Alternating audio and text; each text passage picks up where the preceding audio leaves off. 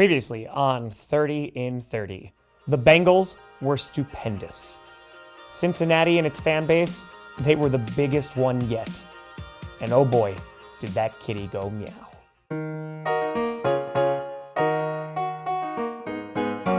So this day started a bit differently. First, we could actually drive to our next location. Indianapolis was only an hour and a half away from Cincinnati. I'm only supposed to have this bag in the backpack, but Cincy, we got a lot of gifts. I just went to go get this one and that happened. And after a nice moment in which Johnny Barks and I were able to sit down the night before and celebrate with a toast of a beer, we were about to have our most crazy day yet. You see, a couple days prior, St. Jude got in contact with me. And you might be thinking, that makes sense, since you're fundraising for them. But here's the thing, like I do for every single charity I raise money for, I don't tell them ahead of time. That's what makes this chaotic good. I spoke to Lynn, a staff member from St. Jude, when we were in Baltimore, and she just wanted to know why, and also who the heck I was and why I was jumping through a table. And it was after that we made a plan to visit Memphis when we were gonna be in Tennessee, so that I could tour the St. Jude campus, meet patient families, and really just get a perspective about what St. Jude was all about. And so that's how we met Pastor. Pastor works for St. Jude, and besides being incredibly loyal to the mission, is just a fantastic human being.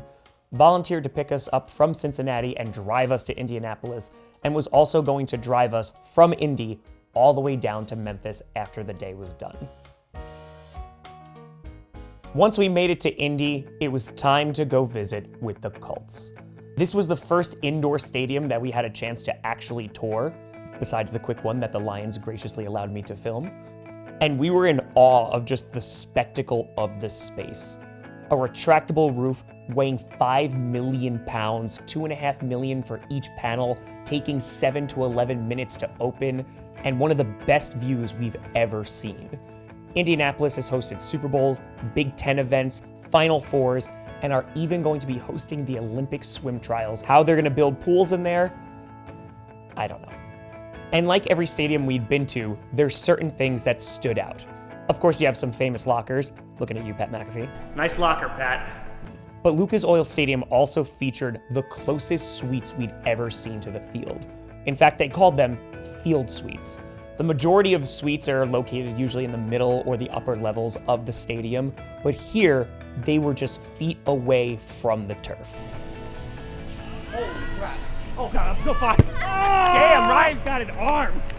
In addition, the Colts were kind enough to let us on the field once again, and so, of course, we had to catch some touchdown passes.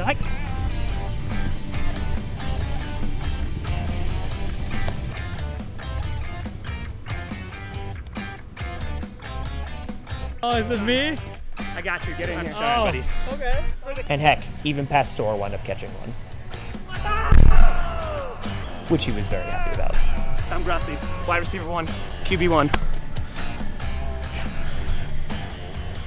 After that, we made our way up to the concourse, surrounded by race cars, one I got to sit in. So fast. Though it was pretty difficult to get out. We saw stages where bands play every single Sunday before games. Welcome to Indianapolis. And it even featured a standing room option. Whether you had nosebleeds or you just didn't want to walk all the way back to your seat, if you wanted to, you could stand there and watch the entire game with this beautiful view. We said our goodbyes to the Colts, said see you later to the Peyton Manning statue, which would host our fan event later, and for the first time in a few days, I actually got to eat food. And it just so happened that I stumbled upon Black Leaf Vegan Cafe, which not only was delicious, but they're also a family-owned business. They started in this brick-and-mortar space only in October. They had 2 food trucks, which they still have, and they go around. But this was just another example of meeting some amazing people along this ride. And after that, it was time for the main event. The anticipation rising. The summation of 8 years of work. I was about to be on the Pat McAfee Show. Nerves were starting to kick in as we made the drive from downtown Indianapolis. I even put on my headphones, put on some jams, and was hyping myself up. We arrived at the Thunderdome, an old church, walked up to the gate, and no one answered. You're like 10 more minutes, and then I'll just go on Twitter and say, Pat, can you open the door? We waited a little bit, but to be fair, we were early. But then we finally made it into the Thunderdome, and I looked upon a set that was incredibly familiar. I had seen legends there. Aaron Rodgers had appeared on that very screen, and here I was, a YouTuber who made videos in his basement, about to be on the biggest sports show on the planet. And it was amazing. Everyone was incredibly kind, and I had a ball. We were able to talk about this entire adventure. We were able to promote St. Jude, and we raised a bunch of money. It was everything I could have asked for. I was able to have a conversation with Pat afterwards, and we just really came to an understanding that this was a grind, that this was me holding off on buying a house so that I could self-fund this trip to raise money. And it was at that moment that I got to know a guy who I had been watching through my computer screen, something that fans had been doing for me, and now I was on a stage with Pat McAfee, and it went incredibly well. So a big shout out to Pat and the boys. It was after that that I made my way back to Lucas Oil Stadium, had the fan meetup, which was electric. Fans poured in, we had over 100 people. They recreated my set, which was surreal to say the least. A fan came up to me and gave me a gem mint Aaron Rodgers card and a signed Aaron Jones card to auction off for St. Jude, which we did at that event, in which we raised a couple $1,000s right then and there. This had now been the second time that this had happened, but the first time that it came from a fan. And that is what makes this community so special. Just reinforcing that together, we could do amazing things. We raised over $100,000 together. The Pat McAfee Show created a great boost, but before that point, we had already met our goal because of this community. That's why I was here. That's why this trip was still going on. The long drives, the lack of sleep, the lack of food. It didn't matter because these fan events were everything. It's where I could connect with people that I felt I have known for years and to express my gratitude for each and every one of them. After the fan event, it was time to go to Memphis. A 7-hour car ride, shout out to Pastor, in which I was able to really reflect on what was happening with this trip, while Johnny edited the Steelers video trying to get it out. We did the best we could. And it wasn't until I got the DM from Billy Tubes that had the photos of my appearance on the show. It was then that I was able to watch back the interview and really just absorb what had just happened. You see, I actually asked Pat a question when we were off air. I asked him, do you ever get a chance to sit back and reflect on what you're doing? Because I have trouble with that. I'm usually just in the moment and then I go on to the next thing, constantly trying to get the next piece of content out, or in this case, moving to the next city. And he said that he didn't.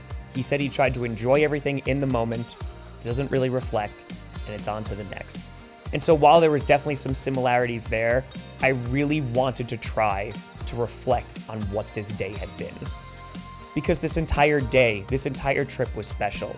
And sometimes it comes down to a simple shirt. The shirt that I wore on that stage today said "Fear isn't real." A shirt that I purchased back in 2015 to help raise funds for a child with brain cancer. I also wore that shirt in 2021 when I had to tell people that my marriage was ending. It was the lowest point of my life and truly the darkest time. And I also wore it today on that stage, on the Pat McAfee Show, raising money for children. It represented 8 years of incredibly hard work, grinding through long nights, not just on this trip, but for nearly a decade trying to do the impossible. And today, I'd like to think I got a little bit closer. And just being able to look back on my darkest moment to now one of my best, it really just reinforced that idea of taking risks, going on crazy adventures, and putting fear aside to try to do the impossible. A reminder that there are 2 ways to donate to St. Jude, either on every video through the donate button on YouTube or in the link in the description. Both go to the same place. I appreciate you all.